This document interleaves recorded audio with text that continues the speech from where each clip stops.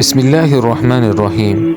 ایک رئیس کی حکایت ہے کہ انہوں نے مولانا مظفر حسین صاحب رحمۃ اللہ علیہ سے سوال کیا کہ مولانا، حدیث میں ہے کہ جب تک رسول اللہ صلی اللہ علیہ وسلم کی محبت ماں باپ اور سب سے زیادہ نہ ہو تو مومن نہیں ہوتا، سو یہ درجہ تو محبت کا ہم اپنے دل میں نہیں پاتے۔ مولوی صاحب نے اس کا عملی جواب دیا اور اس طرح کہ رسول اللہ صلی اللہ علیہ وسلم کی کمالات کا تذکرہ شروع کیا، پھر اس کو بند کر کے یہ کہنے لگا کہ آپ کے والد صاحب بھی اچھے آدمی تھے، ان کی خوبیوں کا ذکر شروع کر دیا۔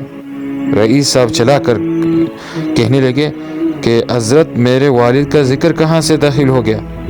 مولوی صاحب نے فرمایا کہ میں نے آپ کی بات کا جواب دیا ہے کہ آپ کو اگر حضور صلی اللہ علیہ وسلم کے ساتھ باپ سے زیادہ محبت نہیں تو حضور صلی اللہ علیہ وسلم کے کمالات کے درمیان بھی میں باپ کا ذکر کیوں ناپسند ہوا؟